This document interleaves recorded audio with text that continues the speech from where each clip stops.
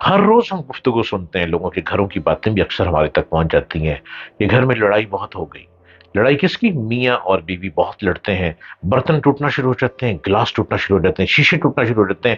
اس کا ایفیکٹ شاید ماں باپ میاں بیوی یہ نہیں سوچتے کہ یہ ایفیکٹ آپ کی اس اولاد پہ جا رہا ہے جو آپ کے گھر میں موجود ہے، آپ کی چیخ و پکار سن رہی ہے، اور وہ اولاد کمروں میں بند ہو جاتی ہے چونکہ وہ سائیکو پیشنٹ بننا شروع ہو جاتے ہیں، اور اپنے بچوں کو سائیکو پیشنٹ بنانے کے لیے سب سے پہلی ابتدا ماں اور باپ آپس میں لڑکے کرتے ہیں۔ آپ دیکھ رہے ہیں یوٹیوب چینل ڈاکٹر جلیل اسلم آفیشل۔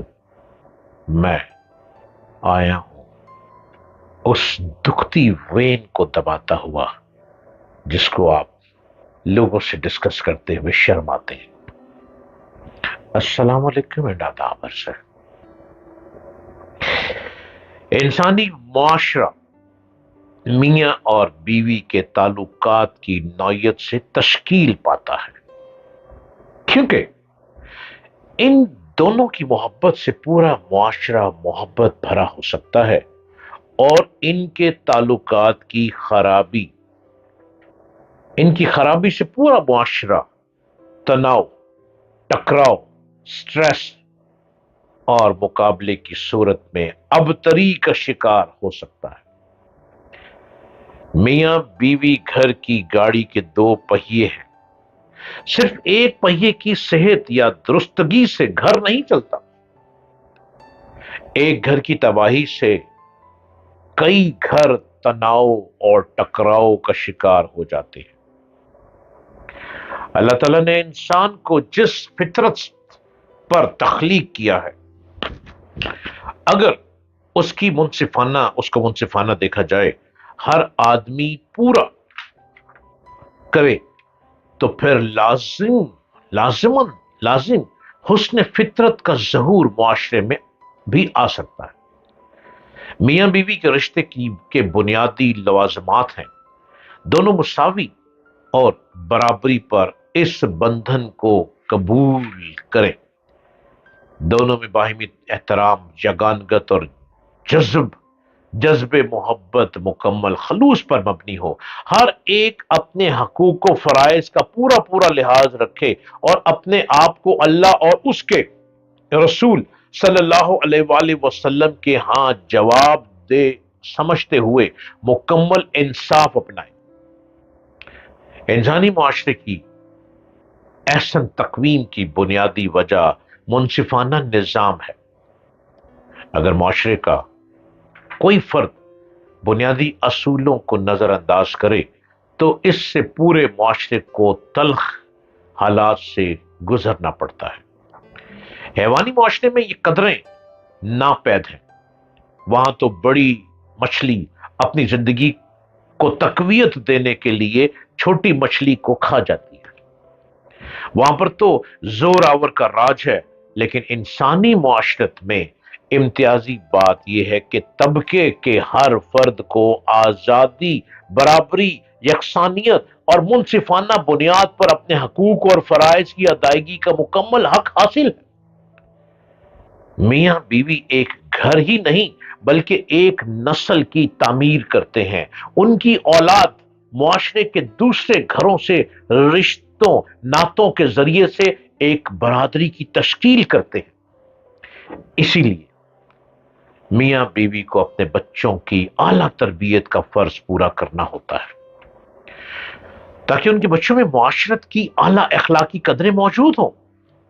عورت اسلامی معاشرے میں اس تنظیم و تشکیل میں ریڑھ کی ہڈی کی حیثیت رکھتی ہے، کیونکہ ایک بیٹی دوسرے گھر کی تعمیر کی ضامن ہے۔ اگر وہ سگڑ اور اعلیٰ قدروں کی حامل ہوگی تو اس سے اس خاندان کو فائدہ ملے گا، ورنہ اس کی غلط تربیت سے دوسروں کے گھر میں قیامت ڈھا دی جائے گی۔ اس لیے یہ کہنا سچ ہے کہ ایک عورت کی تعلیم و تربیت پورے معاشرے کی تعلیم و تربیت ہے۔ سرور کائنات صلی اللہ علیہ وآلہ وسلم نے ماں کو بچے کی پہلی درسگاہ قرار دیا ہے۔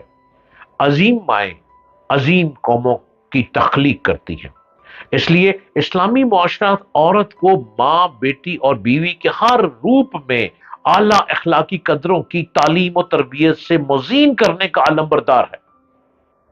پڑھی لکھی معاشرت میں مفاہمت، مصالحت اور معاونت میں الڑ پن، انا پرستی، انانیت اور ضد بازی چونکہ بہت زیادہ ہوتی ہے، اس لیے وہاں ٹکراؤ اور تناؤ سے بچنا بڑا مشکل ہو جاتا ہے۔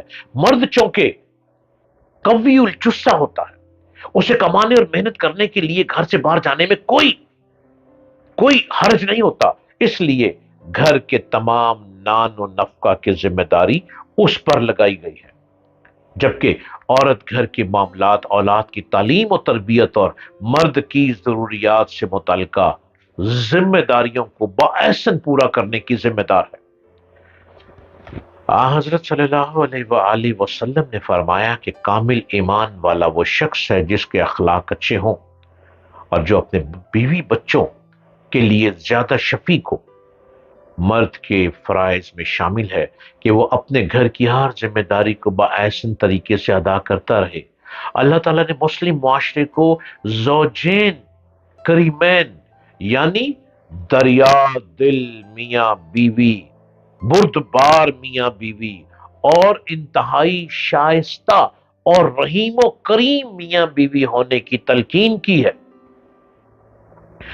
جب نیا گھر تشکیل پاتا ہے تو ایک دوسرے سے پہلے دور اور اجنبی ماحول کے مرد و عورت کو ایک جگہ میاں بیوی کے طور پر رہنے کا موقع دیا جاتا ہے۔ اب یہ ان کا فرض ہے کہ وہ ایک دوسرے کو پورے وسعت ظرف کے ساتھ قبول کریں، ماضی کی الجھنوں کو خیر بات کہہ کے ایک نئے ماحول کی تعمیر کریں جس کی بنیاد باہمی احترام، محبت، رواداری اور کامل اعتماد پر ہو۔ لالچ، بد اعتمادی اور ناجائز توقعات کو جب شک و شبے کے مسئلے سے بڑھایا جائے گا تو کبھی بھی گھر میں سکون پیدا نہیں ہو سکے گا۔ ہمیشہ ایک دوسرے کے ساتھ شائستہ اور محبت بھری گفتگو کریں، ایک دوسرے کی رائے کا احترام کریں، ایک دوسرے کی خواہشات کو منصفانہ اور باہمی پیار و محبت سے میانہ روی اور جائز حد تک قبول ماحول میں پورے کریں۔ انشاءاللہ یہ تھوڑا معاشرے میں زوجین کریمین کہلانے میں واقعی حقدار ہوگا۔